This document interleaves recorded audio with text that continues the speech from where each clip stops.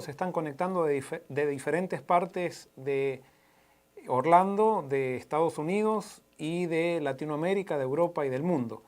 Estamos contentos nuevamente de poder estar juntos, de poder comenzar una nueva serie de estudios y especialmente vamos a estudiar el libro de Gálatas. Y espero que ustedes estén allí con su lapicero, con su Biblia, con su libreta, porque vamos a hacer algo parecido a lo que hacíamos con Apocalipsis para todos. Pero hoy es un poquito diferente, se habrán dado cuenta. Hoy estoy abriendo yo el programa. Hoy solamente estamos Roger, que está en Switcher, y que le agradezco mucho por haber venido, y estoy yo. Por causa de fuerza mayor, las personas que siempre nos acompañan no han podido estar. Y hoy va a ser un poquito diferente este programa de introducción porque yo voy a tener que atender también las preguntas de ustedes. Y como yo siempre digo, yo no soy una persona que puede comer chicle y caminar al mismo tiempo. Así que bueno, espero poder manejarme bien y poder ver si ustedes tienen alguna pregunta. Yo voy a estar tratando de chequear tanto en YouTube como en Facebook para ver si ustedes pueden comunicarse y podemos hacer algunas preguntas con respecto a lo que estemos estudiando. Quiero, antes de comenzar nuestro estudio, quiero hacer algunas aclaraciones. Quizás hay alguien que por primera vez está conectándose con nosotros para estudiar la Biblia. Y entonces quiero decirles que todo lo que yo digo aquí son interpretaciones personales de la Biblia, que a mí me hacen sentido muchas veces, pero no estoy tratando de decir que todas las conclusiones a las que yo llego son verdad completa. Ni quiero imponer esa verdad. Por eso el título de esta serie se llama Estudiemos Juntos, la epístola de Gálatas. ¿Por qué? Porque Pablo escribió. Y entonces, si les parece bien, antes de comenzar, vamos entonces a tener una palabra de oración. Vamos a orar. Querido Señor que estás en el cielo, en este momento vamos a empezar una nueva serie basada en la epístola de los Gálatas. Y Señor, te pido que tú te manifiestes como te has manifestado en el pasado, que podamos aprender más de ti, que podamos aprender más de tu palabra, podamos entender cuál es tu plan para nosotros y quién es Jesús. Y te pido, Señor, que este estudio pueda tener una proyección práctica que impacte en nuestra vida y que nos hagan mejores hijos tuyos. Gracias, Señor, por todo, y todo esto te lo pedimos y te lo agradecemos en el nombre de Jesús. Amén. Muy bien, como les decía, vamos a estudiar la epístola de los Gálatas. ¿Por qué elegí la epístola de los Gálatas y no otro libro? Hoy cuando estaba haciendo la introducción o preparando la introducción de este programa, pensaba que quizás lo mejor hubiera sido elegir la epístola a los romanos, ya que Pablo en la epístola a los romanos escribe de una manera más sistemática. Él habla del tema de la justificación por la fe. Sin embargo, en la epístola a los Gálatas, Pablo está confrontando un problema. Y como es más cortita, quizás es mejor para la serie que estamos nosotros tratando de seguir, va a ser más fácil seguirla y que no sea tan larga.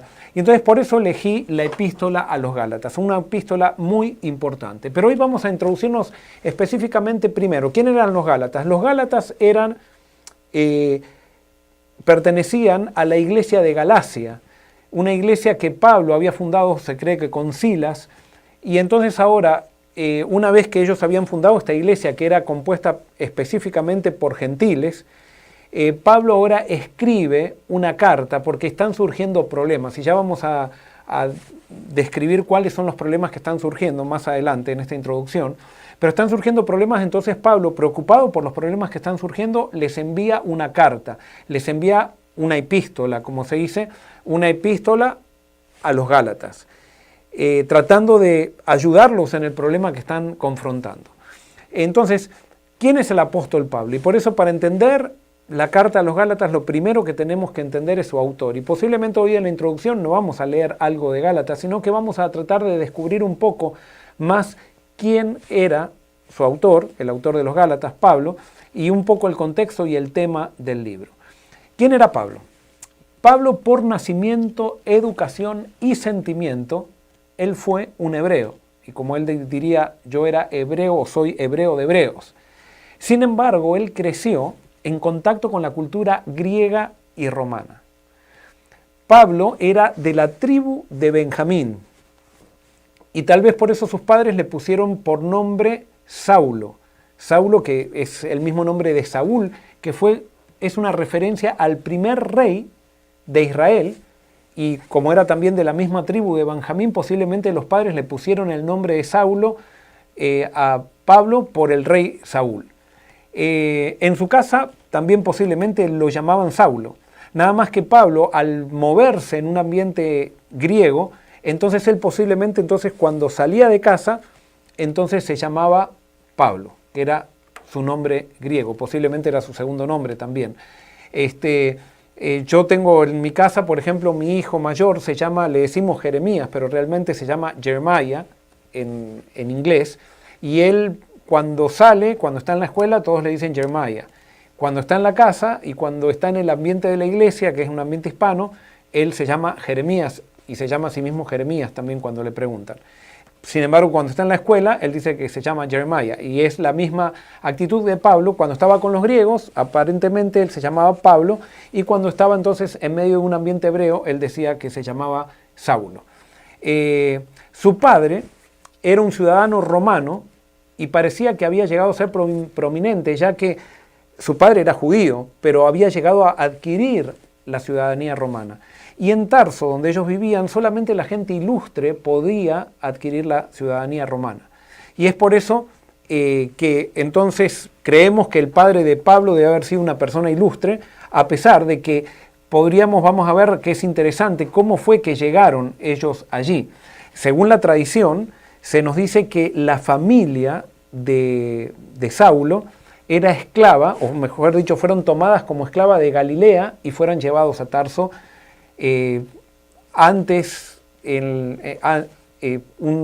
por el año 4 antes de Cristo más o menos. Y entonces ellos fueron llevados como esclavos, y pareciera que allí en Tarso ellos crecieron, trabajaron y llegaron a prosperar tanto como esclavos, que llegaron a ser ilustres y pudieron entonces adquirir la ciudadanía romana. O sea, que de alguna manera Pablo pertenecía a una familia de inmigrantes, así como las familias que llegan aquí a Estados Unidos, que vienen de ciertos países, y todos los que llegamos acá a Estados Unidos venimos primero. Hoy estaba hablando con alguien que en su país había sido una persona que tenía un trabajo de oficina, donde tenía un buen pasar, pero entonces me decía, cuando yo venía a Estados Unidos venía de vacaciones, y claro, cuando venía de vacaciones venía como rico. El que viene de vacaciones a Estados Unidos viene como un rico, pero el que emigra a Estados Unidos generalmente viene como un pobre, o venimos como pobres. Y por eso ahora esta persona había venido a Estados Unidos y estaba trabajando en algo que nunca había trabajado, estaba viviendo una situación que nunca había vivido, porque realmente cuando uno viaja como inmigrante, en la mayoría de los casos, no digo en todos los casos, pero en la mayoría de los casos, el inmigrante aquí llega como un pobre y debe comenzar a trabajar y a insertarse dentro de esta sociedad de una manera significativa. Eso fue lo que pasó con la familia de Pablo. La familia de Pablo también fue llevada como esclava a Tarso, y allí parece que como esclavos, así ellos ya tenían, digamos, la tradición de José, que José como esclavo en Egipto se había destacado, y entonces allí había podido llegar a ser prominente y a ser gobernador de Egipto. Esa historia aparentemente había quedado muy grabada en las familias hebreas, y en esta familia, y eso lo vemos mucho en la historia hebrea, cómo los esclavos muchas veces llegan a ser prominentes. Por ejemplo, cuando los judíos fueron cautivos a Babilonia y después se dio la orden de volver a Jerusalén y de reconstruir Jerusalén, según los datos arqueológicos que tenemos y según la historia, ya para esa época en Babilonia había judíos que habían llegado como esclavos, que tenían empresas prósperas en Babilonia. Y cuando se dio la orden de volver a Jerusalén, muchas familias judías se quedaron en Babilonia, porque ya habían hecho sus raíces en Babilonia. Esto nos muestra cómo la historia de una familia, la historia de un país, afecta la manera de pensar de la gente. O sea, yo creo que los judíos en gran manera están afectados y condicionados por la historia de José. Y vemos cómo el caso de José se repite no solamente en la historia de la Biblia, sino después en la historia de la Edad Media. Vemos cómo los judíos, a pesar de ser perseguidos, siempre terminaron siendo prominentes dentro de la sociedad. Bueno, eso pasó con la familia de Pablo. Una de las cosas también que podemos ver, según lo que Pablo contaba en su testimonio en Hechos 23:6, el padre de Pablo era fariseo. Y por lo tanto, Pablo cuando crece con una cosmovisión farisea. ¿Y quiénes eran los fariseos? Los fariseos eran una secta dentro del judaísmo que se jactaba por su fidelidad. Y justamente la secta farisea hizo creer al pueblo que realmente ellos vivían la verdadera religión. ¿Por qué? Porque eran muy moralistas. Ellos eran personas que se adherían mucho a la ley y a la moral que ellos mismos habían creado y a la tradición que habían creado. Y entonces eso los ponía delante de la gente como personas, digamos, espiritualmente referentes. No así los saduceos. Ustedes saben que los saduceos eran la secta opuesta a los fariseos en la época de Jesús, y los fariseos tendían a ser liberales. Los saduceos tendían a ser liberales y tendían a ser una minoría, pero era una minoría rica y que específicamente ellos se encargaban de manejar el templo, los saduceos. Los fariseos estaban más en contacto con el pueblo y estaban más en contacto con los pobres. Sin embargo, los saduceos por el pueblo eran rechazados. En cambio, los fariseos eran vistos como los referentes de vida espiritual. Si había que decidir quién vivía espiritualmente bien y quién era alguien meritorio al vivir espiritualmente, bueno, eran los fariseos. Y Pablo creció en esa cultura farisea. Es más, él creció orgulloso de esa cultura farisea. Entonces, como les decía, la familia de Pablo fue esclava y fue llevada por los romanos esclava a Tarso, según la tradición. Sin embargo, ya cuando nace Pablo ya nace como ciudadano romano. O sea que cuando nace Pablo, ya su familia había superado la parte de esclavitud y ya eran ciudadanos libres dentro del Imperio Romano. La ciudad donde crece Saulo es Tarso. Y Tarso es una ciudad, o era una ciudad del Asia Menor, que se destacaba por la filosofía, la ciencia, la educación y la cultura, donde los elementos griegos y romanos y judíos estaban entremezclados. En Tarso había una escuela de filosofía que era tan prominente que competía con las escuelas de Atenas. O sea que Tarso no era una ciudad cualquiera, y allí creció Pablo, siendo un judío, pero de alguna manera también en contacto con la cultura griega y la cultura romana, y eso le dio una apertura mental muy grande a Pablo. Entonces, ¿cuál fue la educación de Pablo? Pablo probablemente se educó en la escuela de la sinagoga de Tarso, y cuando fue jovencito fue enviado por sus padres a Jerusalén. De acuerdo a eso está en Hechos 26:4, podemos deducir esto. Y allí en Jerusalén él se formó a los pies del famoso Gamaliel. Pablo vendría a ser como esos inmigrantes que llegan a un país como pobres, pero ellos dicen, no, nosotros queremos lo mejor para nuestros hijos, ni nuestros hijos no van a ser cola, van a ser cabeza, y vamos a darle la mejor educación, vamos a trabajar nosotros para tener los medios para darle la mejor educación. Y eso fue lo que lograron realmente los padres de Saulo con Saulo, y lo mandaron a Jerusalén, a la mejor escuela de Jerusalén, y Pablo fue enseñado por uno de los más prominentes maestros que tenía Jerusalén, que era Gamaliel.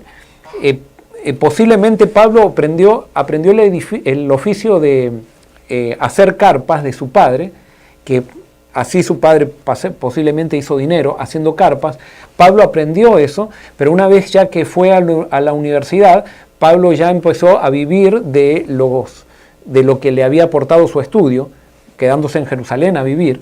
Sin embargo, cuando nosotros vemos que él se convierte al cristianismo, ya vemos que Pablo está en una situación que ya no tiene cómo vivir de acuerdo a lo que vivía antes, y ahora tiene que dedicarse nuevamente a coser carpas, y ese oficio le sirvió para mantenerse mientras él fue un apóstol de Jesucristo dentro del cristianismo.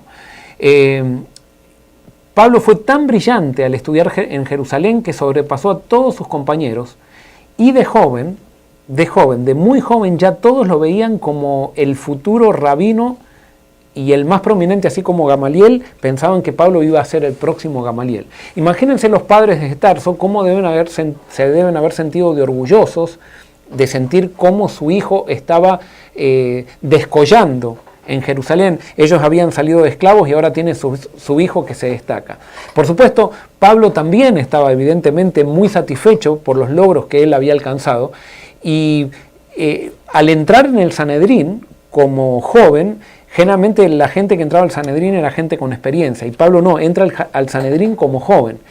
Para entrar al Sanedrín era necesario estar casado, así que posiblemente en Jerusalén, mientras estaba estudiando, Pablo conoció a quien puede haber sido su esposa, y que sin duda lo fue, porque si no, no podría haber entrado al Sanedrín. Lo que sí sabemos después que aparentemente por causa del cristianismo, aunque no lo dice en ninguna parte de la Biblia o del Nuevo Testamento esto, pero posiblemente la esposa de Pablo lo dejó a Pablo por causa del cristianismo. Y por eso vemos que Pablo nunca presenta a su esposa, a diferencia que sabemos que Pedro tenía esposa y los otros apóstoles tenían esposa, pero Pablo vivió solo, aparentemente divorciado, y se dedicó enteramente a la misión. Otra de las cosas también que podemos inferir por lo que Pablo cuenta en sus testimonios es que sus padres también posiblemente lo hayan desheredado después que él se convirtió al cristianismo.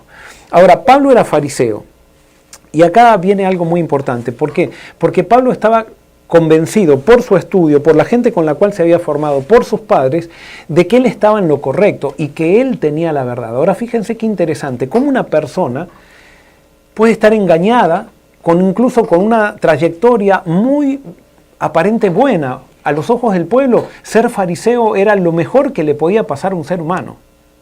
Sin embargo, el cristianismo estaba desafiando los principios del fariseísmo. Y nosotros vemos que en la vida de Jesús, los fariseos fueron los que más le hicieron a Jesús la vida imposible. A pesar de que los fariseos habían tenido una trayectoria de ser fieles guardadores del sábado, de haber dado su vida por la causa judía, de haber sido fieles al punto fieles hasta la muerte, con tal de seguir la ley y seguir las tradiciones, eso era muy loable. Pero cuando aparece Cristo, todo eso que habían logrado los fariseos, de lo cual se sentían orgullosos, Cristo lo desafía, y muchos fariseos prefirieron seguir aferrados a sus tradiciones en lugar de aceptar la nueva dimensión de la religión que Cristo traía. Y es por eso que quiero hacer referencia a esto, porque esto es algo muy importante, porque si este estudio no nos lleva a la parte práctica, no tiene sentido. En Juan 7, 14 al 24, Jesús habla de cómo los seres humanos juzgamos a la gente o evaluamos las cosas que están a nuestro alrededor. Y en Juan 7, 14 al 24, Jesús da unos consejos y se los da a los fariseos específicamente, o al pueblo.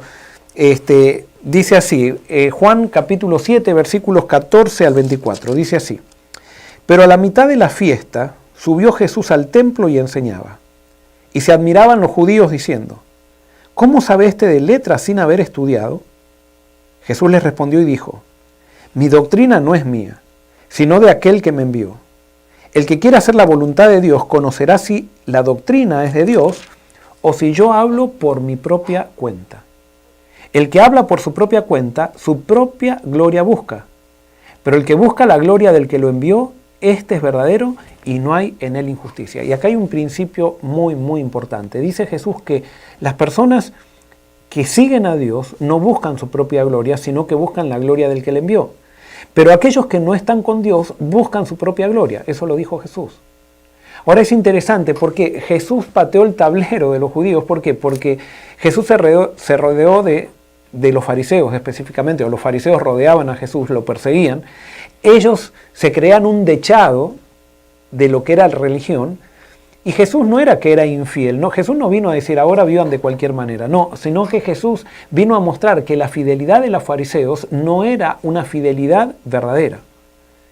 Y eso de alguna manera tocó el orgullo de los fariseos a tal punto que lo persiguieron a Jesús, y ustedes saben qué fue lo que pasó con Jesús. Entonces Jesús sigue diciendo en el versículo 19, dice así: ¿no os dio Moisés la ley? Sin embargo, ninguno de vosotros la cumple. ¿Por qué intentáis matarme? O sea, los fariseos habían llegado a tal punto que querían matar a Jesús. Ellos decían que eran fieles, y Jesús les dice: pero ustedes no dicen que guardan la ley. Fíjense, ustedes dicen ser fieles, y era verdad que eran fieles a su tradición, pero no eran fieles a Dios.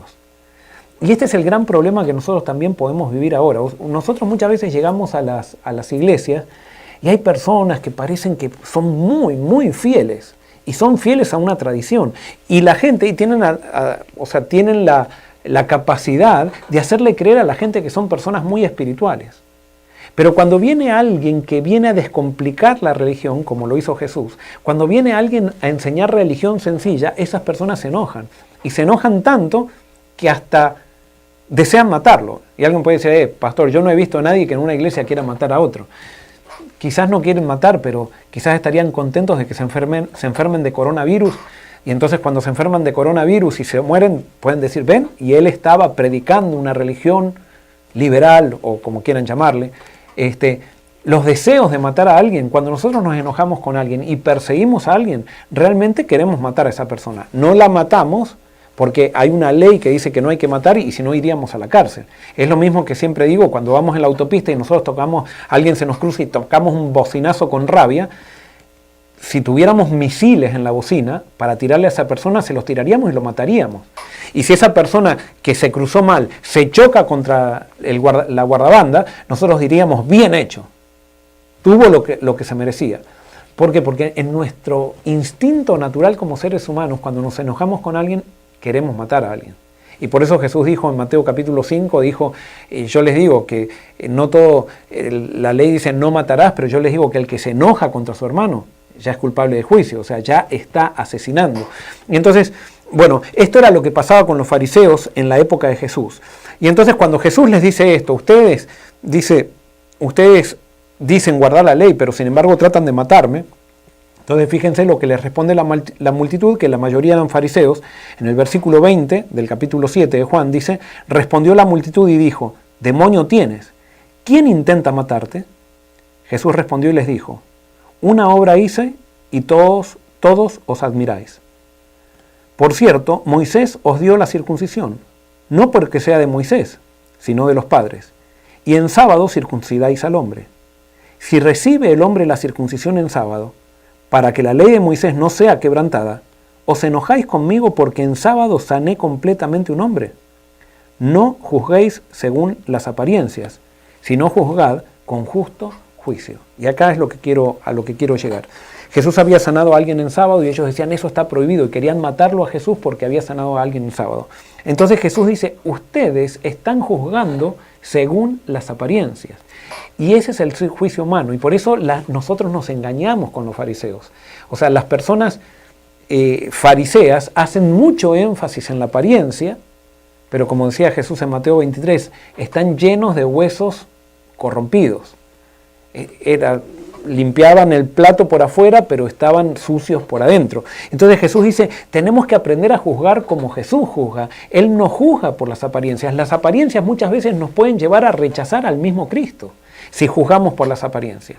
Si nosotros llegamos a nuestras conclusiones por lo que alguien me dice, por el rumor, por lo que dijo y por lo que quizás parece ser, porque si nosotros hubiéramos analizado con quién se juntaba Jesús, podríamos haber dicho, dime con quién andas y te diré quién eres. Jesús entonces era un ladrón porque se juntaba con publicanos. Jesús era un corrupto o un indecente porque andaba con prostitutas. Y Jesús no andaba con ellos para compartir sus pecados, sino para salvar a esa gente de sus pecados. Pero si juzgábamos por las apariencias a Jesús,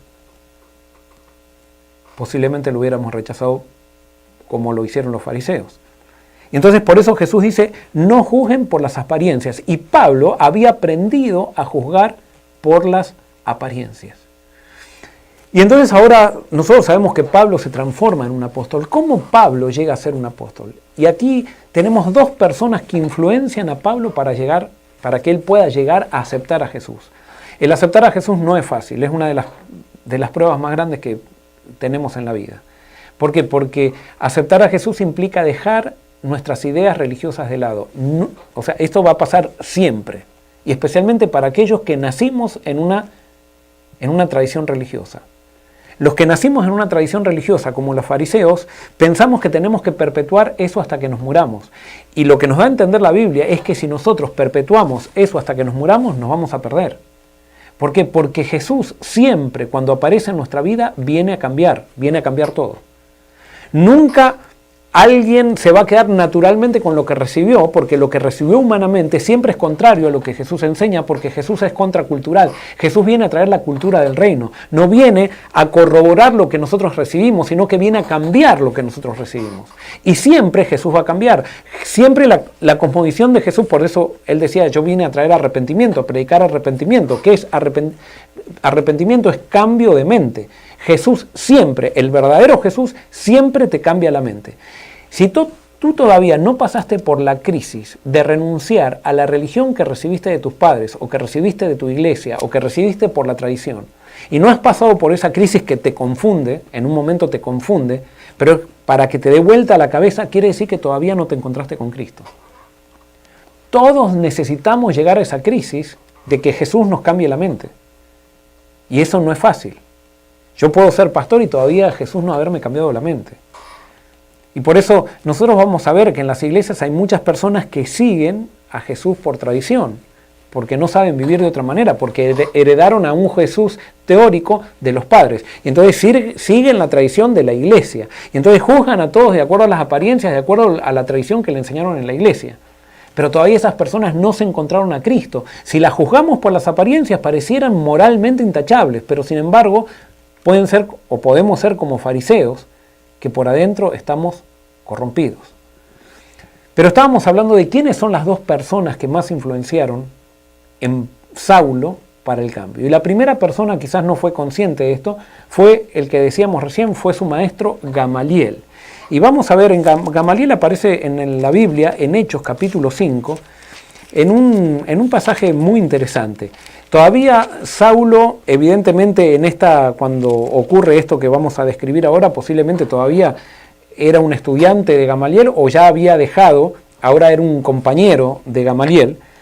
Y entonces encontramos que Pedro y Juan son juzgados por el Sanedrín en el cual estaba Gamaliel.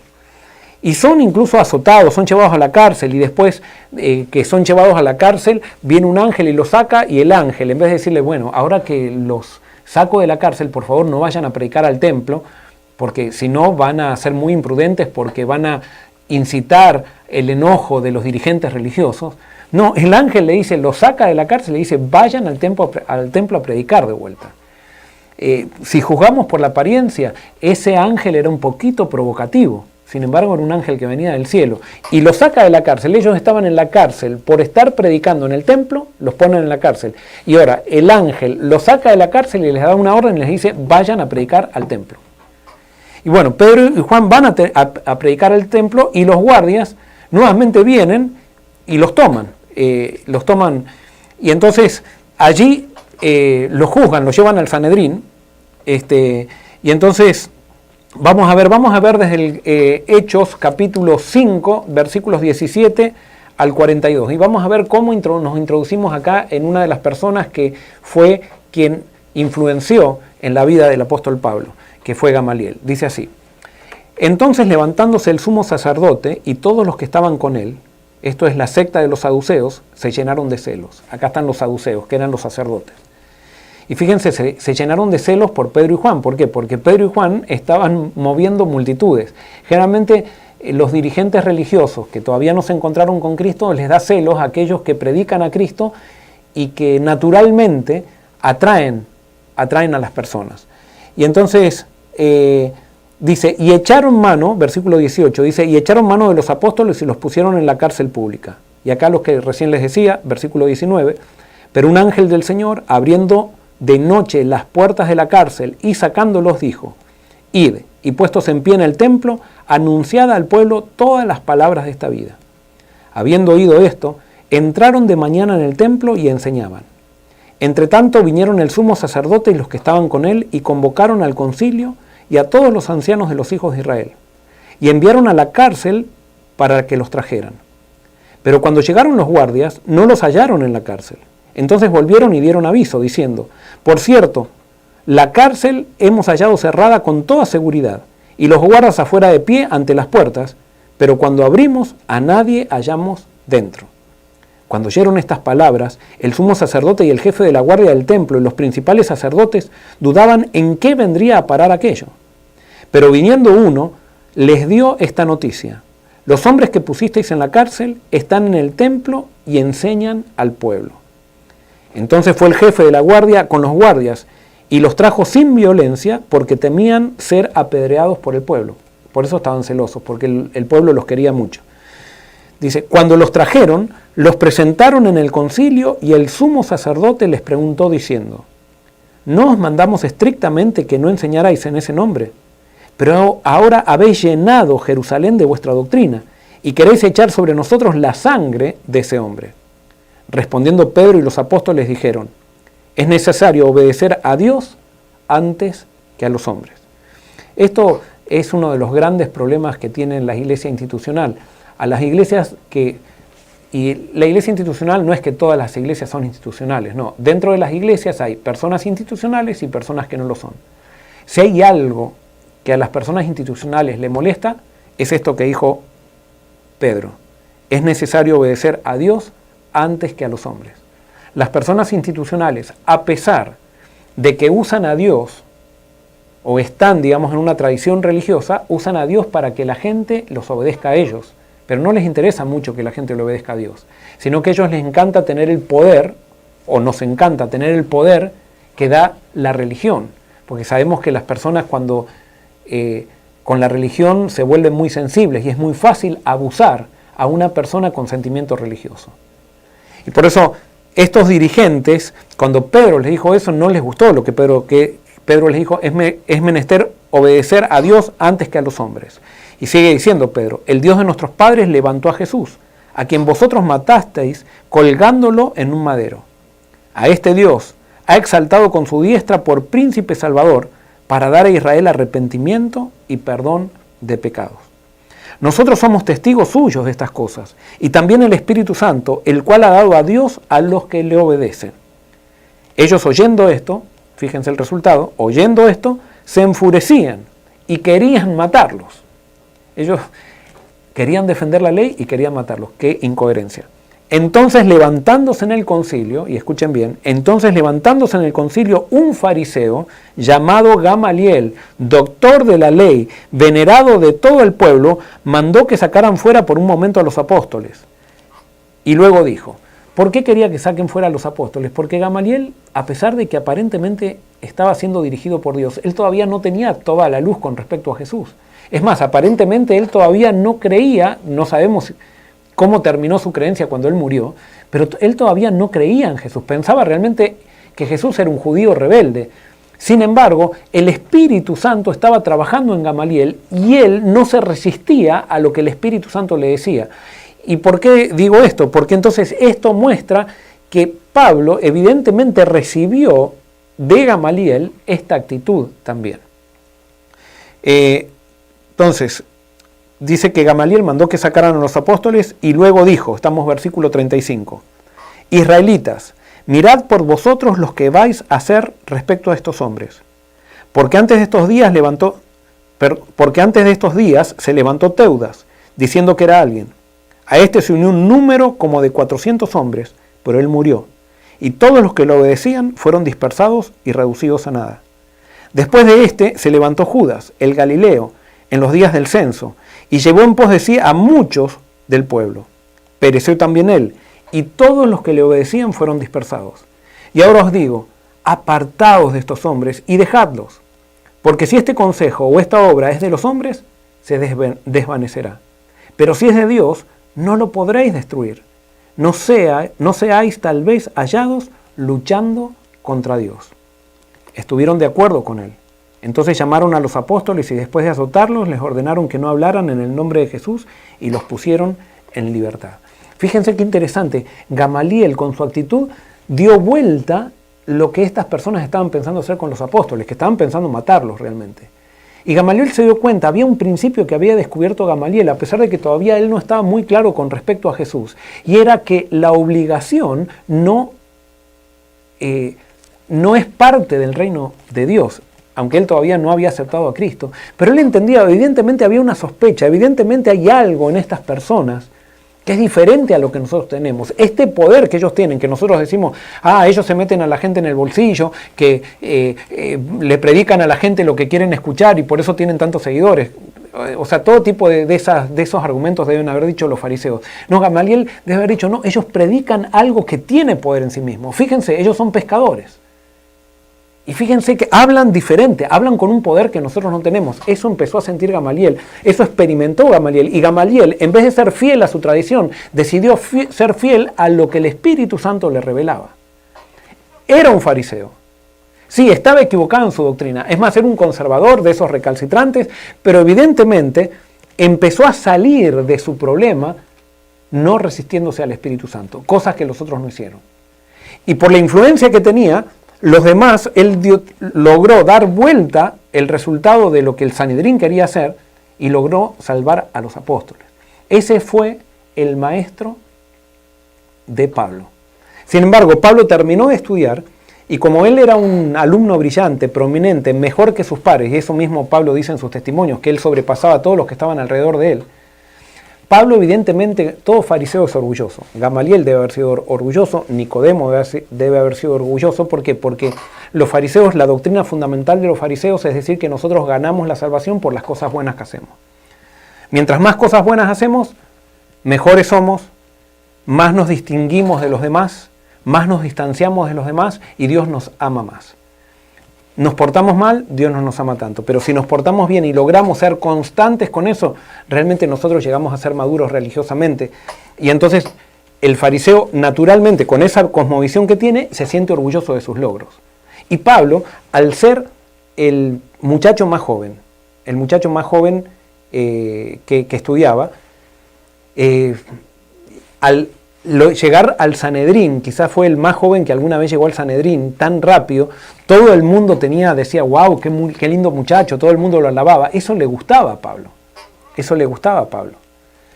Y entonces, sin duda, Pablo estaba buscando, el Espíritu Santo trabajaba en Pablo, trabajaba en Gamaliel, pero había una presión que es la presión del querer quedar bien con la gente, el querer quedar bien con el sistema.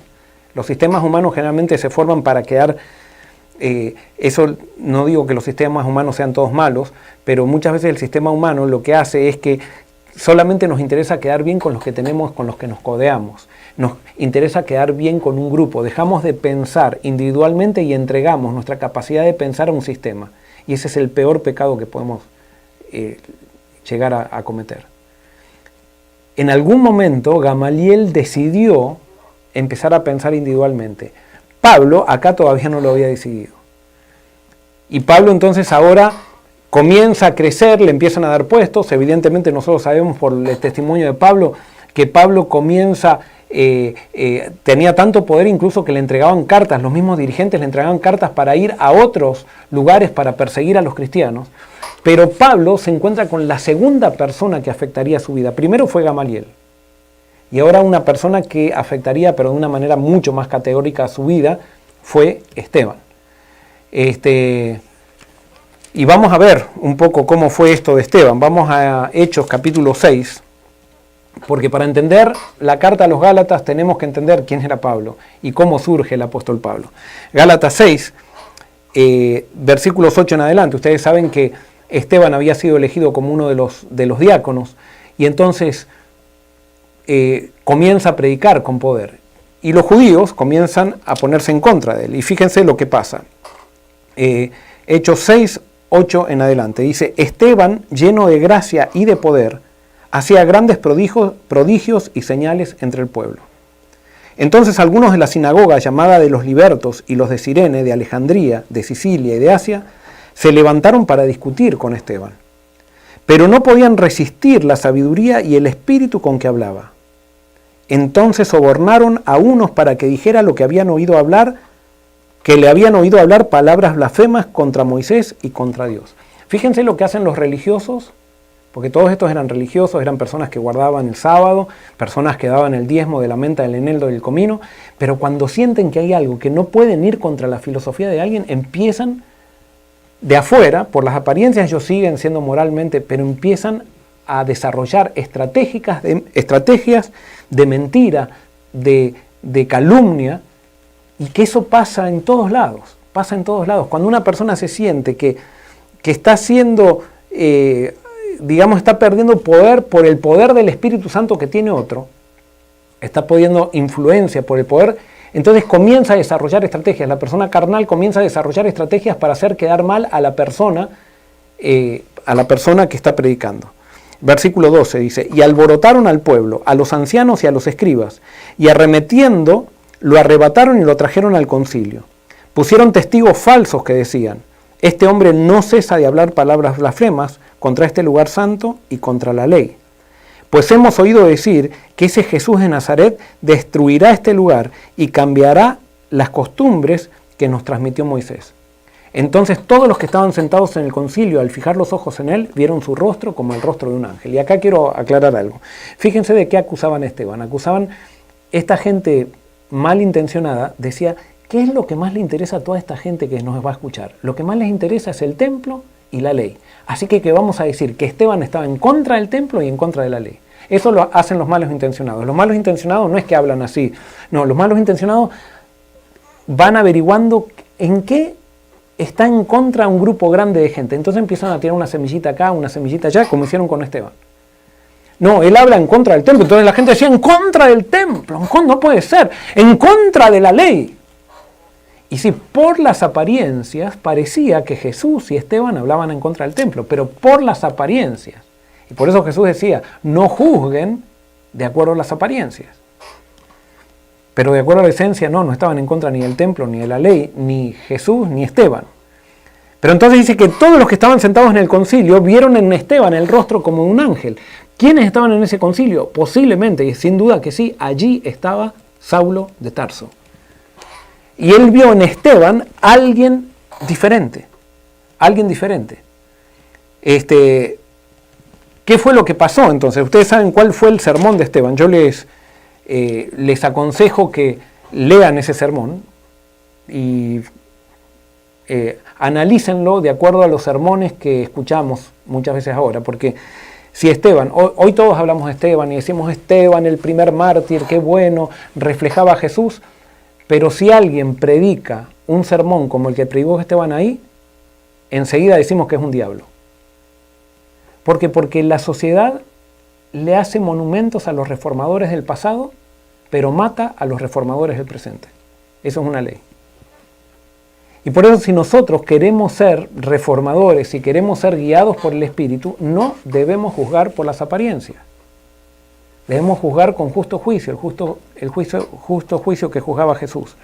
Entonces, Esteban da una cátedra de historia al pueblo judío, allá al concilio, y les habla de toda la historia del pueblo judío. Pero entonces, cuando está cerrando su sermón, allí podríamos decir que metió la pata. ¿Por qué? Porque Esteban hace una aplicación ahora al presente de las enseñanzas que estaba sacando de la historia de los judíos. Y vamos a ver qué es lo que dice Esteban en el versículo 51. Dice así, duros de cerviz, incircuncisos de corazón y de oídos. Vosotros resistís siempre el Espíritu Santo como vuestros padres, así también vosotros. ¿A cuál de los profetas no persiguieron vuestros padres? Acá está diciendo justamente Esteban lo que yo estaba diciendo recién. Los judíos veneraban a los profetas del pasado y mataban a los profetas del presente. Dice, y mataron a los que anunciaron de antemano la venida del justo, a quien vosotros ahora habéis entregado y matado. Versículo 53. Vosotros que recibisteis la ley por disposición de ángeles y no la guardasteis. Oyendo estas cosas, se enfurecían en sus corazones y crujían los dientes contra él. Fíjense, crujían los dientes contra Esteban. ¿Por qué? Porque Esteban le estaba diciendo la verdad. Y no nos gusta la verdad. Esteban estaba metiéndose estaba abriendo ese disfraz de apariencias y se estaba metiendo en el corazón de ellos con el mensaje que estaba diciendo. Entonces, versículo 55 dice, pero Esteban, lleno del Espíritu Santo, puesto los ojos en el cielo, vio la gloria de Dios y a Jesús que estaba a la diestra de Dios. Y dijo, veo los cielos abiertos y el Hijo del Hombre que está a la diestra de Dios. Entonces ellos gritando se taparon los oídos y arremetieron a una contra él. Le echaron fuera de la ciudad y lo apedrearon. Los testigos pusieron sus ropas a los pies de un joven que se llamaba Saulo. Fíjense, un jovencito. Era el joven prominente. Y ahí estaba Pablo siendo testigo de lo que Esteban había predicado y ahora del martirio de Esteban. Versículo 59 dice, mientras lo apedreaban, Esteban oraba y decía, Señor Jesús, recibe mi espíritu. Y puesto de rodillas, clamó a gran voz, Señor, no les tomes en cuenta este pecado. Habiendo dicho esto, durmió. Esto fue impactante para Pablo, para Saulo, para este jovencito. O sea, porque vio en Esteban a alguien diferente. Vio en Esteban a alguien que no vivía para el sistema. Alguien que no estaba buscando quedar bien. Cuando él siempre estaba tratando de buscar bien con la gente para que lo aplaudan, para poder destacarse, para que lo elijan lo antes posible un rabino, que sea el rabino más joven que existió. Él estaba haciendo su carrera. Pero ahora se encuentra con alguien que era totalmente diferente, porque si bien Saulo aparentemente nunca había visto a Cristo, Esteban le mostró quién era Cristo. ¿Por qué? Porque la gente no sabe si Dios existe o no. Pero tú y yo somos las probetas donde podamos probar la existencia de Dios si dejamos que Jesús viva en nuestros corazones. Y eso fue lo que hizo Esteban. Y fíjense, Esteban fue valiente, no se quedó callado. Reflejar a Jesús no implica ser todo callarse, porque a veces nosotros decimos, no, hay que ser prudente. O sea, cuidado, no hablemos, porque acá alguien podría haber criticado a Esteban y decir, estaba hablando en contra de la iglesia, estaba hablando en contra de la organización, estaba hablando en contra del templo. O sea, eso hacían los de Cirene, hacían para que la gente se inflame. No, Esteban no estaba hablando en contra del templo, no estaba hablando en contra de la organización, estaba hablando en contra del pecado. La organización nunca es mala, la organización es algo neutro, o sea, somos los seres humanos los que somos malos. O buenos, si es que dejamos que Cristo viva en nosotros. Pero nadie habla en contra de, o sí, quizás haya gente que habla, pero no tiene sentido hablar en contra de una mesa. O sea, la organización es como una mesa, o sea, una mesa no es mala ni buena. Es el que se sienta en la mesa que puede ser malo o bueno. Y bueno, aquí encontramos a alguien, a Esteban, que era alguien que decía la verdad, pero no la decía digamos, con rencor, con rabia, la decía porque era un reformador, porque era un discípulo de Cristo. Y sin embargo eso enfureció y se transformó en el primer mártir. Y entonces ese mártir impactó en la vida de Saulo. Y Saulo, al quedar impactado con el trabajo del Espíritu Santo, fue a hablar con sus dirigentes, y al ir y hablar con sus dirigentes de vuelta, que lo querían tanto a Pablo, y Pablo los admiraba tanto, lo convencieron a Pablo de que realmente Esteban estaba en lo incorrecto y que Jesús era simplemente un humilde carpintero que había sido un criminal. Y Pablo entonces, para callar la voz del Espíritu, entonces ahora sale a hacer más carrera en este sistema en el cual él se sentía aplaudido.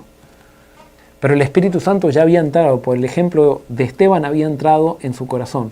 La influencia de Gamaliel de alguna manera también empezó a calar un poco en el corazón de Pablo. Y entonces Pablo ahora comenzó a trabajar más que nunca para el sistema. Ahora comenzó a perseguir más que nunca a aquellos que eran como Esteban.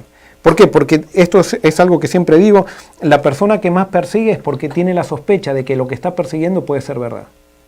Y por eso, para callar su conciencia, por eso persigue. Por supuesto, hay personas intolerantes que persiguen todo, o sea, porque hay personas que si no están en una guerra no se sienten vivos. ¿Vieron esas personas pendencieras que necesitan estar siempre peleando para sentirse vivos? Bueno, hay muchas personas así siempre.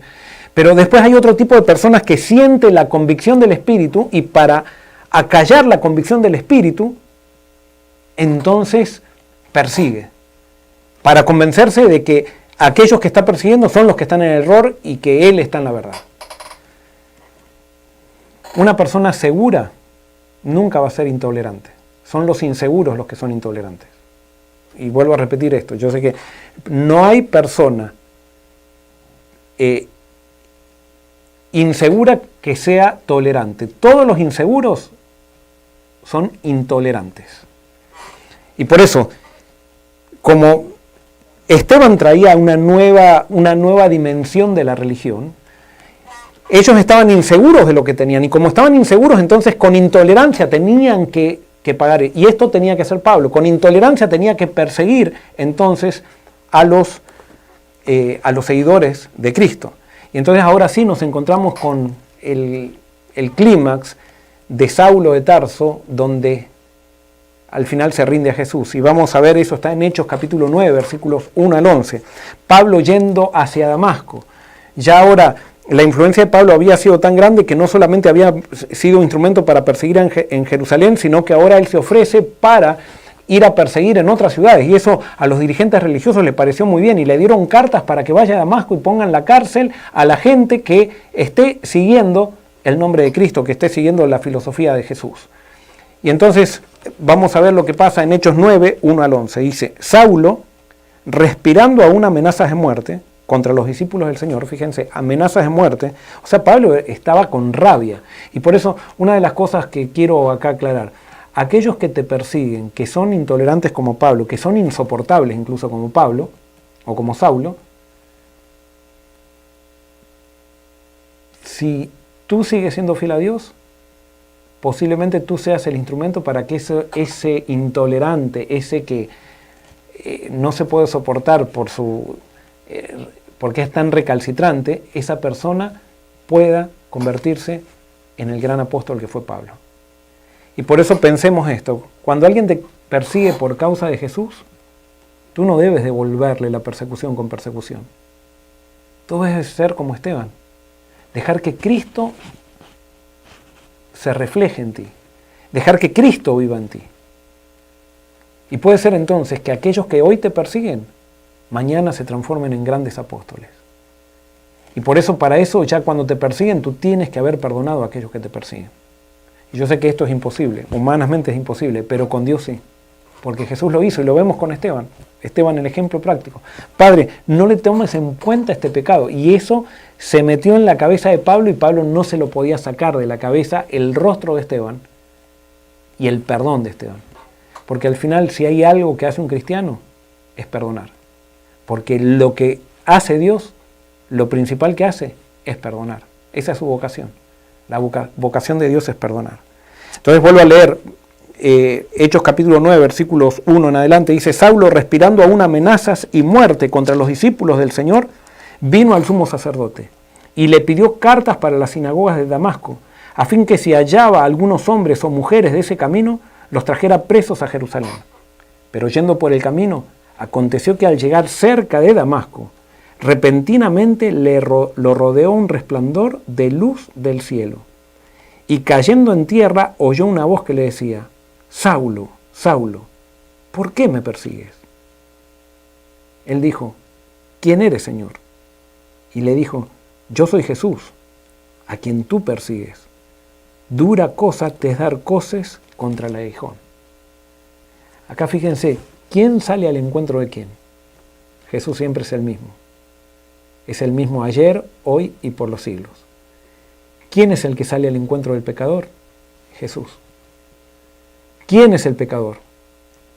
Sí, es el drogadicto, puede ser el estafador, puede ser la prostituta, puede ser el pedófilo, puede ser todo lo que...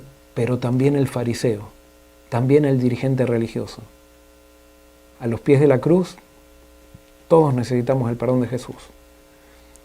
Y entonces Jesús mismo sale al encuentro de Pablo. Y Jesús había puesto la inquietud, Jesús había usado a Esteban como su espejo para mostrar quién era él a Pablo. Y ahora Jesús sale al encuentro de Pablo y le pregunta algo que le preguntaba siempre a los discípulos. Jesús siempre estaba preguntando ¿por qué? ¿Por qué? Entonces dice, Pablo, ¿por qué me persigue? Y ahora Pablo comienza a darse cuenta de algo. ¿Por qué te persigo? Entonces Pablo podría haber dicho, pero yo no te estoy persiguiendo. Es que cuando perseguimos a los seguidores de Jesús es como si persiguiéramos al mismo Cristo. Y dice, dura cosa te es dar coces contra el aguijón. En otras palabras, dura cosa te es pegar patadas contra una espina, contra un clavo, patadas contra una estaca. Cuando nosotros estamos persiguiendo a la gente, estamos pegando patadas contra una estaca. Ustedes no van a ver a ningún perseguidor que sea feliz. Es más, todos los perseguidores son amargados, todos. Quizás por ahí se sienten así como que cuando lograron que una calumnia, la gente la crea verdadera, se siente como victoriosos, pero nunca tienen paz. Y eso es lo que tenía Pablo. Y escúchame, quizás yo creo, no debe haber nadie que me esté que debe estar escuchando que sea un perseguidor, pero si por ahí, por casualidad, tú que estás escuchando eres un perseguidor, tú no tienes paz por eso. Estás dando patadas contra el aguijón. Estás dando patadas contra una estaca. Y acá Pablo, un perseguidor empedernido, fue transformado por Jesús. Por lo tanto, tú y yo podemos ser transformados por Jesús en grandes apóstoles. Es necesario que hagamos un alto y que empecemos a dejar que se vengan abajo nuestros conceptos de religión del pasado, las tradiciones que nos enseñaron, aquellas cosas que pensábamos que eran iglesia, para entrar en las enseñanzas de Jesús mismo, que van a tirar abajo todas las tradiciones. Todo lo que hemos aprendido lo van a tirar abajo. Y justamente de esto se trata el Nuevo Testamento y de eso se va a tratar el libro de Gálatas. Y por eso es necesario que entendamos quién fue el que escribió esta carta a los Gálatas. Y cuando nosotros entendemos esto, nos damos cuenta de que todos tenemos esperanza entonces. Todos tenemos esperanza. Entonces Pablo, el versículo 6 dice, él temblando y temoroso dijo, Señor, ¿qué quieres que yo haga? Y Pablo ahora le responde a Jesús lo que él estaba acostumbrado. Él siempre quería hacer cosas, hacer. Un fariseo quiere hacer. ¿Qué quieres? Dime qué hago, dime qué hago. Ahora me doy cuenta que quizás estaba equivocado. ¿Qué hago? No tienes que hacer nada. Levántate y entra en la ciudad y allí se te dirá lo que debes hacer. Espera, deja de correr adelante. Estás persiguiendo, Jesús le dice a Pablo, estás persiguiendo a los discípulos, porque si tú hubieras reflexionado en el apedreamiento de Esteban y hubieras hecho un alto ahí, no hubieras llegado a estas instancias. Pero estás dando patadas contra el aguijón. No quiero que hagas nada. Levántate y descansa. Reflexiona, piensa, escucha, analiza. Analiza en aquello que estás en contra, porque posiblemente estás juzgando de acuerdo a las apariencias, pero no de acuerdo a la esencia. El encuentro con Jesús nos deja ciegos y esa ceguera es necesaria, porque nosotros necesitamos hacer un alto para reflexionar. Necesitamos ser que Jesús nos ciegue de todo aquello que aprendimos y que empecemos a enfocar nuestra vista espiritual, no nuestros ojos físicos, sino nuestra vista espiritual en Jesús. Y de eso se trató, y por eso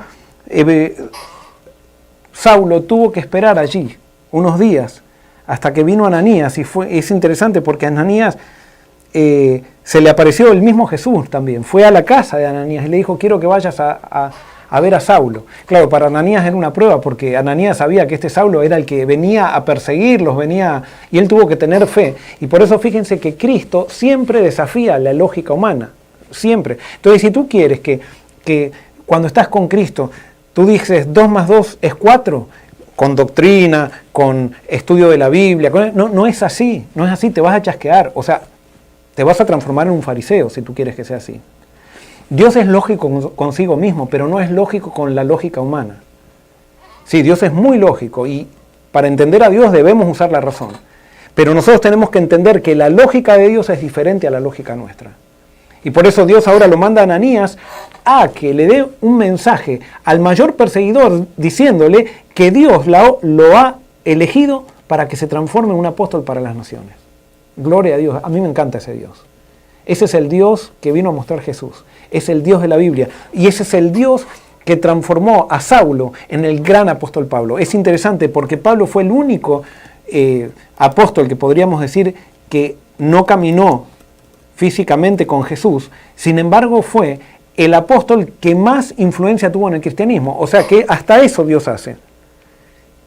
Para mostrarnos de que no pasa por caminar con Jesús o no caminar. Hoy tú y yo podemos ser incluso más grandes apóstoles que el mismo apóstol Pablo, si es que dejamos que Jesús viva en nosotros. Y Dios se va a glorificar en eso.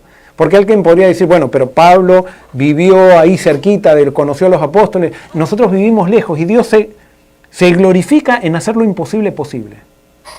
Y por eso al final del tiempo va a levantar un grupo de Pablos de 144.000 que van a levantar a Jesús y que van a revolucionar el mundo, y ojalá que eso esté sucediendo. Y por eso allí nos encontramos con la conversión de Pablo, y ahora vamos a entender un poquito más el mensaje del libro a los Gálatas. Pero ¿cuál es el propósito de la epístola a los Gálatas? El propósito es la iglesia de los Gálatas estaba amenazada por apostasía.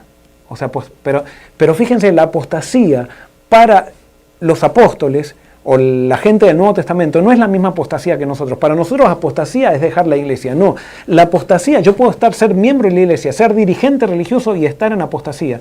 ¿Qué fue apostasía? Apostasía fue el hecho que la iglesia de Galacia recibió a Cristo por medio de la predicación del apóstol Pablo, un evangelio sencillo que el apóstol Pablo predicó, y ellos ahora comenzaron a cambiar los énfasis y ahora comenzaron a predicar un evangelio complicado, un evangelio basado en la tradición, un evangelio basado en su denominación judía. Un evangelio basado en la denominación, en el sistema judío. El evangelio siempre viene directamente de Cristo, no viene a través de la iglesia. La iglesia la forman, somos aquellos que hemos aceptado el evangelio directamente de Cristo. Pero cuando nosotros pretendemos que la iglesia como sistema nos enseñe el evangelio, estamos mal. No, nos vamos a equivocar, vamos a irnos con los judaizantes, que va a ser el problema que vamos a ver después. El centro de la predicación de Pablo a los gentiles era la aceptación de Cristo y la entrega a Él. En eso se basaba, de eso había aprendido Pablo. Después de tener esta experiencia con Jesús, Jesús le enseñó, incluso vamos a verlo eso cuando entremos en el primer capítulo de Gálatas, que Jesús mismo le enseñó el evangelio y le enseñó un evangelio simple. Le dijo, esto es lo que hay que predicar. Para Pablo la señal de la entrega era el fruto del Espíritu. O sea, Pablo decía, hay que tener una relación con Cristo, hay que aceptar a Cristo. Y cuando yo acepto a Cristo, la señal de aceptar a Cristo es recibir o que se vean el fruto del Espíritu, que es amor, gozo, paz, paciencia, benignidad, bondad, fe, mansedumbre. O sea, lo que le interesaba a Pablo era que la gente conozca a Cristo y que la gente refleje a Cristo. Eso es lo que le interesaba a Jesús. Por eso Esteban murió reflejando a Cristo. Sin embargo, a pesar de que eso predicó el apóstol Pablo y por eso nació la iglesia de Galacia con poder, a la iglesia de Galacia llegaron unos judaizantes, unos judíos que habían aceptado a Cristo, pero todavía no se habían entregado a Cristo. Y no habían querido aceptar los nuevos énfasis que Jesús había traído por medio del Evangelio y que los apóstoles predicaban. Entonces estos judaizantes decían, no, primero, los gentiles, antes de aceptarlos dentro del cristianismo, primero tienen que seguir las tradiciones judías. Primero tienen que aprender cómo nuestra denominación come, cómo se viste, cuáles son los ritos de la denominación. No, y Pablo decía, no, solamente es que conozcan a Jesús y que se entreguen a Jesús para que el fruto del Espíritu surja en ellos. Después lo demás vendrá solo, si viene. O sea, dejémoslo a Cristo, dejémosle al Espíritu que haga todo lo demás. Pero no estemos nosotros imponiendo esta costumbre, aquello otro. Cuando se bauticen, tomándole 28 votos o 40 votos para ver si ya realmente van a ser parte de la denominación, que pueden ser todas cosas muy buenas, pero no son la esencia del Evangelio. La esencia del Evangelio es una persona, es aceptar a Cristo y vivir para Él. Y aceptar su Espíritu. Entonces, los judaizantes sostenían que un gentil debía ser aceptado en el seno del cristianismo. Para que sea aceptado, primero tenía que haber cumplido o guardar los ritos y las ceremonias que se habían desarrollado por años en el judaísmo. Y entonces yo pregunto, ¿qué tiene que suceder en un individuo para que guarde ritos y ceremonias de una tradición religiosa? ¿Qué tiene? Entonces, bueno, tiene que venir alguien a enseñarle, esto se hace así, se hace así, se hace así, se hace así. Todas cosas externas. Ahora, ¿qué tiene que suceder para que alguien experimente el fruto del Espíritu? Es muy fácil hacer que una persona siga ritos. Y es más, todas las denominaciones, muchas veces estamos enfocados, las denominaciones cristianas, es hacer que las personas sigan ritos, sigan costumbres de mi iglesia, y les enseñamos antes de que se bauticen que sigan todas las costumbres de una iglesia. Entonces así nos quedamos tranquilos. Y esas personas quizás ni se entregaron a Cristo, pero siguen las costumbres, las apariencias. Pero para que una persona se entregue, o sea, para que una persona refleje al Espíritu, tiene que entregarse a Cristo, tiene que conocer la vida de Cristo. Lastimosamente, así como los judaizantes estaban enfocados en doctrinas y en en conducta, nosotros muchas veces como cristianos estamos enfocados en doctrinas y conductas, y hay personas que aceptan la doctrina correcta sin haber estado entregados a Cristo y no reflejan el fruto del Espíritu. Y eso fue lo que pasó con los Gálatas. Los Gálatas aceptaron a Cristo, comenzaron a reflejar el fruto del Espíritu, comenzaron a parecer a Cristo, pero llegaron unos judaizantes y dijeron, no, ustedes tienen que, ¿cómo? ¿No les enseñaron esta doctrina? ¿No les enseñaron aquella cosa? ¡Oh, qué mal! ¿Quién fue? Y entonces empezaron a hablar mal de Pablo, porque Pablo era el que estaba enseñando esto. Entonces, estos judaizantes comenzaron no solamente a criticar las enseñanzas de Pablo, sino que comenzaron a criticar a Pablo mismo.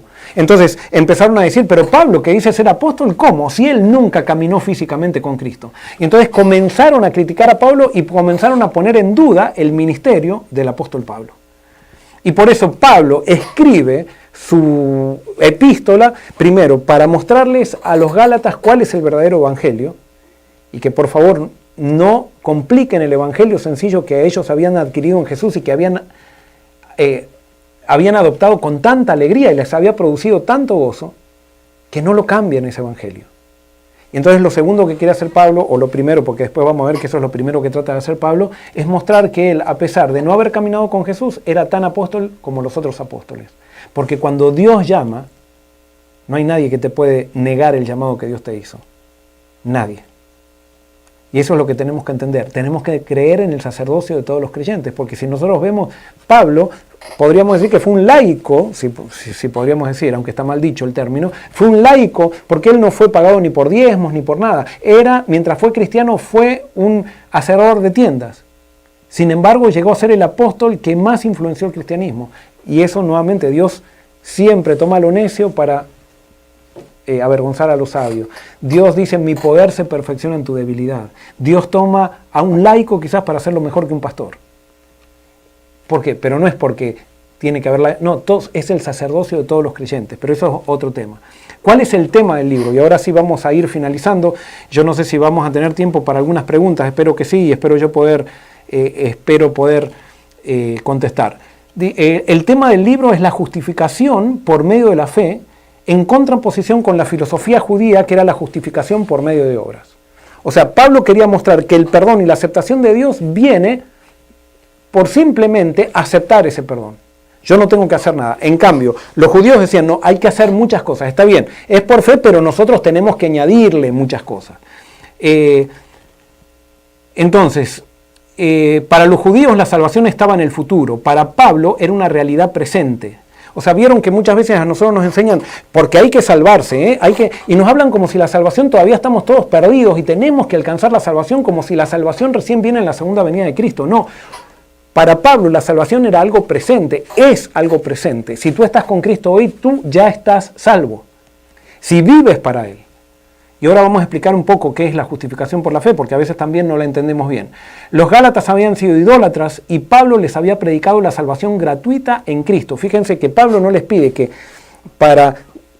no les pide que, digamos, acepten la circuncisión, acepten comida, acepten esto, no. Lo primero que Pablo dice, entréguense a Cristo. Y Pablo estaba seguro que si la gente se entregaba a Cristo y conocía a Cristo, lo demás vendría por añadidura. Y por eso el énfasis estaba en que la gente se entregue al Cristo verdadero y que viva para Cristo y que como resultado reciba el Espíritu Santo. Y entonces voy ahora a hablar de las bases de la justificación por la fe. Creo yo se me hizo un poco tarde ya, pero las bases de la justificación por la fe. Lo primero que tenemos que entender en la base de la justificación por la fe es que el hombre es pecador, punto, es pecador. Y cuando decimos que el hombre es pecador, tenemos un problema porque por más que mañana dejemos de ser pecadores, ya ayer éramos pecadores. Y entonces el pasado nos afecta a todos a nosotros. No es que si yo desde ahora hasta la segunda venida de Cristo dejo de pecar, dejo de ser pecador. No, por más que desde ahora hasta la segunda venida de Cristo deje de pecar, sigo siendo pecador. Y eso es lo que muchas veces no entienden. Hay personas que piensan que forzándose por dejar de pecar van a dejar de ser pecadores. No, no vas a dejar de nunca ser pecador. Tú eres pecador y tienes un problema en ti, una enfermedad que se llama pecado. Y por eso Romanos 3, 10 al 12, que no lo vamos a leer, dice, no hay justo ni a un uno, no hay quien entienda. Todos nos apartamos de Dios. Todos estamos destituidos de la gloria de Dios. No hay ni siquiera uno. Y entonces, ¿qué hace Dios? Dios, sabiendo que nosotros somos pecadores, sabiendo que estamos en un problema de pecado, y perdonen, me pasé algo. ¿Qué es lo que produce el pecado? ¿Qué es lo primero que produce el pecado? El pecado lo que hace es producir una falsa percepción de Dios. Lo que hace el pecado no es que nos lleva a portar mal, sino que el pecado nos hace pensar que Dios es malo. Eso es lo que hace el pecado. Y por eso, para solucionar el problema del pecado, el problema del pecado no se soluciona tratando de portarme bien, sino que el problema del pecado se soluciona cuando yo cambio mi visión de Dios. Y eso, ojalá yo lo hubiera aprendido antes esto, pero no voy a dejar de hacer este énfasis. No pasa por ahora decidir portarme bien. Tú tienes que conocer y yo tenemos que conocer quién es Dios. ¿Y cómo conocemos a Dios? A Dios se lo conoce solamente a través de Jesús. Y eso lo vamos a ver ahora. Ahora, como el pecado nubló nuestra percepción de Dios y pensamos que Dios es malo, nosotros tendemos a huir de Dios. Pero entonces Dios toma la iniciativa saliendo a buscarnos. Y entonces por eso en Romanos 5:8, voy a leer rápido esto porque yo creo que es muy importante. Romanos 5:8 dice: pero Dios muestra su amor para con nosotros en que siendo aún pecadores, Cristo murió por nosotros. O sea, Cristo murió por nosotros aun siendo pecadores. No es que dijo, bueno, yo voy a esperar que ustedes se arrepientan y después voy a morir por ustedes. No, es porque Él murió que nos arrepentimos. O sea, la muerte de Cristo es la mayor revelación de su amor y es el amor de Dios que nos transforma. Y por eso en la cruz nosotros vemos el acto de Dios más grande de amor para alguien inmerecido, algo inmerecido. Entonces eso, cuando nosotros empezamos a ver que el que murió en la cruz vino a mostrar quién es Dios y vino a mostrar cuál es la actitud de Dios hacia el pecador, entonces ahora nosotros empezamos por el amor de Dios, comenzamos a querer acercarnos a ese Dios que nos ama. Porque a pesar de ser pecadores, todos sentimos una gran necesidad de ser amados. A pesar que muchas veces lo rechazamos al amor de Dios. Y más por eso muchas veces hay gente que prefiere tener un Dios condenador. Yo sé que hay gente que, por ejemplo, cuando está escuchando este mensaje, está diciendo, está predicando solamente el amor, eso es gracia barata, esos mensajes. Eso es una herejía total, o sea, cuando llegamos a tener esos pensamientos. Pero no, es que es el amor de Dios lo único que nos puede transformar. Es lo que trae sanidad para nuestras vidas. Y por eso en 1 de Juan, capítulo 4, versículos 9 y 10, 1 de Juan, también esto para que vean que todos los apóstoles estaban unidos en este mensaje. 1 de Juan, capítulo 4, versículos 9 y 10 dice: en esto se mostró el amor de Dios para con nosotros, en que Dios envió a su Hijo unigénito al mundo para que vivamos por Él. En esto consiste el amor, no en que nosotros hayamos amado a Dios, sino que Él nos amó a nosotros y envió a su Hijo en propiciación por nuestros pecados. No, nosotros no amamos a Dios, nosotros lo odiamos a Dios. Pero Dios sale a buscarnos y Él nos ama, y cuando nosotros aceptamos el amor de Él, comenzamos a amarlo, pero si no, nosotros lo odiamos. Y por eso no te sientas culpable si odias a Dios. Eso es natural al ser humano. Pero sí te quiero decir que es una buena noticia. Si tú te dejas de resistir y comienzas a darte cuenta que el verdadero Dios es aquel que mostró Jesús, vas a ver un cambio en tu vida. Y allí va a pasar el gran cambio de tu vida. El cambio de tu vida no va a estar en que te esfuerces por portarte bien. El cambio de tu vida va a estar en descubrir quién es Dios a través de Jesús. El método para que descubramos el amor de Dios es Jesús. Y por eso Juan 12:32, y yo sé que ustedes conocen este versículo, pero quiero hacer... No sé si vamos a tener tiempo para las preguntas. Juan 12:32 dice lo siguiente: y yo, cuando sea levantado de la tierra, a todos atraeré a mí mismo. O sea, cuando Jesús sea levantado y cuando veamos lo que Dios hizo en la cruz, el amor a todos atrae, no dice a algunos, a todos. Mucha gente se resiste al amor, como Pablo se resistió al amor que vio en Esteban y comenzó a perseguir con más saña a los cristianos. Y por eso, si tú eres un perseguidor, posiblemente es porque el amor de Dios te está trayendo. Y por eso haz un alto y contempla a Jesús. Juan 1:18, que eso siempre lo hemos leído, que nos dice, a Dios nadie le vio jamás, y el unigénito Hijo que está en el seno del Padre lo ha dado a conocer. O sea, Jesús es el que da a conocer al Padre. Y la palabra acá es, lo interpreta al Padre. Jesús muestra quién es el Padre. Entonces, cuando el ser humano es atraído por el amor, se rinde a aquel que se lo brinda y quiere estar con esa persona. Siempre el perdón de Dios, si bien es por la fe, no es un perdón legal, es un perdón relacional. Dios me perdona con su amor y ese amor me lleva a mí a relacionarme con Él. Y cuando yo me relaciono con Él, entonces ahí se produce el cambio en mi vida. Entonces, ante el problema del pecado, entonces Jesús dice que nos perdona y nos da su espíritu. ¿Por qué? Porque Jesús cuando murió, ¿se acuerdan que dijo, Padre, en tus manos encomiendo mi espíritu? En otras palabras, lo que estaba diciendo Jesús, Padre, yo estoy muriendo para entregar mi mente. Te la entrego a ti. ¿Se acuerdan lo que dice Eclesiastés 12:7? Dice que cuando nosotros morimos, el espíritu va a Dios. Cuando Jesús murió, su mente fue a Dios. Y entonces Jesús mandó su mente para que Dios nos mande su espíritu a nosotros, que es su mente, la mente de Jesús, para que nosotros podamos tener la mente de Jesús actuando en nosotros. Y por eso lo único que nosotros tenemos que hacer no es esforzarnos en portarnos bien. Nosotros tenemos que pedir y apropiarnos de la mente de Cristo, que Él dijo, consumado es. Ya yo no he pecado, y ahora como hombre no he pecado, entrego mi espíritu a Dios, y ahora Dios tiene la capacidad de enviar el espíritu de Jesús a todos los que aceptan a Jesús. Y entonces nosotros hoy podemos tener la mente de Cristo si lo creemos. Si creemos y vivimos con Él. Es impresionante. Y eso produce el fruto del Espíritu. Y entonces vivimos de victoria en victoria. El Espíritu nos pone en armonía con el Padre para poder relacionarnos con Él. Y fíjense qué es lo que pasa cuando nos pone en armonía con el Padre. Jeremías 31, 31 al 33. Jeremías 31, 31 al 33, dice así, vienen días, dice Jehová, en los cuales haré un pacto nuevo con la casa de Israel y con la casa de Judá, no como el pacto que hice con sus padres el día en que tomé su mano para sacarlos de la tierra de Egipto, porque ellos invalidaron mi pacto, aunque yo fui un marido para ellos, dice Jehová. Pero este es el pacto que haré con la casa de Israel, después de aquellos días, dice Jehová. Pondré mi ley en su mente y la escribiré en su corazón. Yo seré su Dios y ellos serán mi pueblo. Tú no tienes que portarte bien, tú tienes que apropiarte de la mente de Cristo y vivir con Cristo. Tú te apropias de la mente de Cristo cuando lo contemplas. Tú te apropias de la mente de Cristo cuando pides el Espíritu de Cristo, que Él lo entregó en la cruz. Justamente Él murió para entregar algo, para entregarnos su Espíritu. Y Ezequiel 36, 24, 27.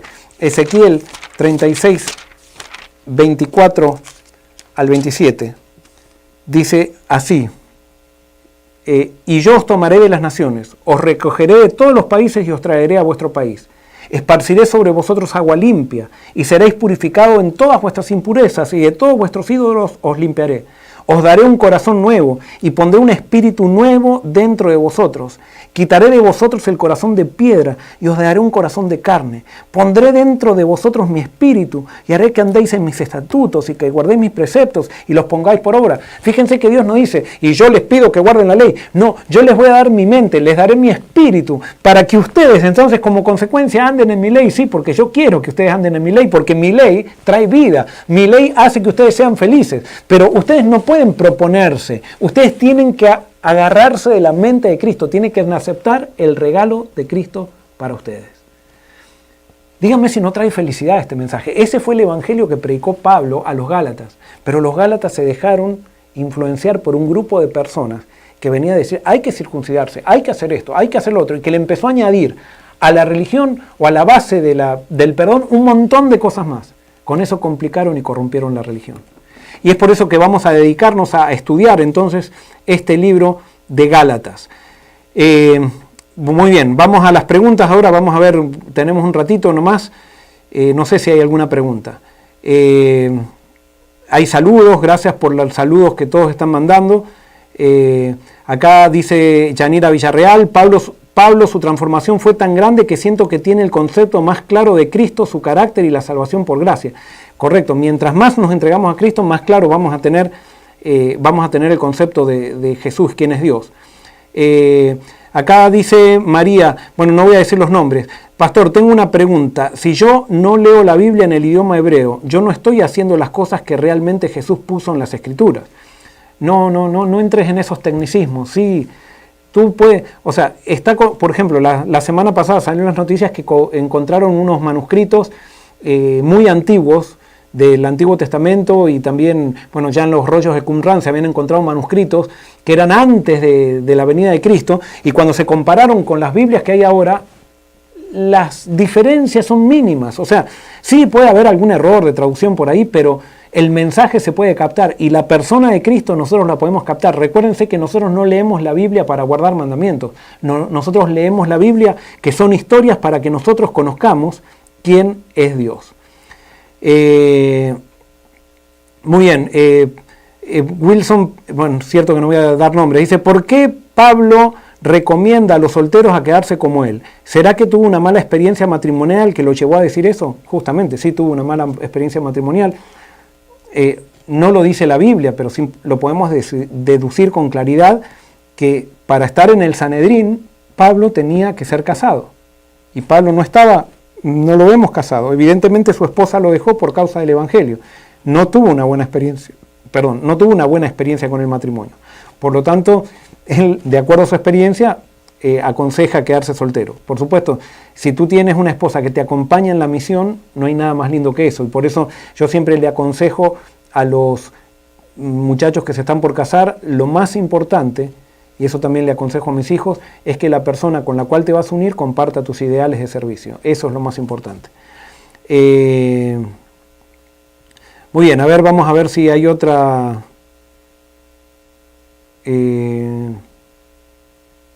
Acá, no, para la pregunta que si tú no lees en el idioma hebreo, no hay ningún problema.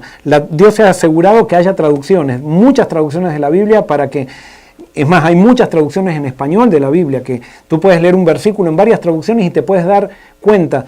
Hay algunas diferencias de traducción y te puedes dar cuenta cuál es el sentido del mensaje. No, Dios no exige que sepamos hebreo para que nos salvemos. Para salvarnos, Dios nos pide que estemos en Cristo. Y nosotros vamos a ver que la salvación, nosotros nacemos con la salvación. Nosotros no es que adquirimos la salvación cuando aceptamos a Cristo, sino que nosotros confirmamos la salvación cuando aceptamos a Cristo. Y perdemos la salvación cuando rechazamos al Espíritu Santo. Ahí sí. Pero nosotros nacemos con la salvación, no es que tenemos que aceptar algo, no es que si no sé hebreo y no entiendo bien la Biblia estoy perdido, no. Dios se va a encargar para que yo pueda relacionarme con Él a través del Espíritu. Y acuérdense que a pesar que el Espíritu Santo es el Espíritu de Cristo, o sea, hay personas que no conocieron la historia de Cristo, pero tienen el Espíritu Santo, por lo tanto tienen una relación con Cristo, por más que no conocieron la historia de Jesús. A ver, acá estamos, estoy en un lío, acá apreté mal y ahora perdí acá está. Muy bien, vamos a ver, entonces simplemente ahora ya estamos tarde, voy a dar una pregunta más, voy a ver si en Facebook hay alguna pregunta, pero no veo ninguna pregunta en Facebook, por lo menos en mi teléfono. Pero bueno, llegamos al final de esta sesión, que fue una introducción. Ya desde el miércoles que viene nos vamos a introducir en la epístola a los Gálatas. Oremos para que Dios nos traiga iluminación. Ya voy a estar con un compañero que va a estar entonces intercambiando los mensajes, leyendo con más prontitud las preguntas y los comentarios, para que haya un diálogo y que podamos crecer todos juntos. ¿Qué les parece si terminamos con una oración? Recuerden que la religión de Cristo es sencilla. Los seres humanos la hemos complicado. Recuerden que lo importante es aceptar a la persona de Cristo y que Cristo está dispuesto siempre. Dios nos perdona en Cristo todo. Lo que Cristo ha hecho es suficiente para el perdón de nuestros pecados.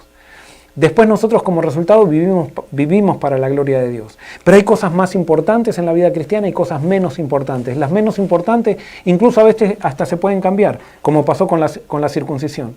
O sea, son los ritos, son importantes, pero no son lo más importante. Lo más importante es aceptar a Cristo, aceptar su mente y permitir que el Espíritu nos ponga en armonía con los parámetros de Dios, que son su ley, que es la realidad de la creación. Yo le llamo eso la realidad de la creación, que nos hace crecer. Cuando Cristo sea el centro, vamos a estar en paz, vamos a estar en tranquilidad, vamos a estar en descanso, y lo más lindo es que vamos a ser cristianos alegres, cristianos que contagiemos a otros que quieran conocer al mismo Dios que nosotros conocimos a través de Jesús. Vamos a orar. Querido Señor, gracias por habernos acompañado. Te pido que bendigas a todos los que están escuchando y a los que nos escucharán en el futuro, después cuando esto quede allí, Señor, en las páginas de internet. Y te pido, Señor, que tú nos lleves a toda verdad. Señor, lo que te pedimos es poder conocerte a ti a través de Jesús, y que eso traiga transformación a nuestra vida. Gracias, Señor, por todo, y esto lo pedimos en el nombre de Jesús. Amén. Los espero el miércoles que viene. Dios los bendiga.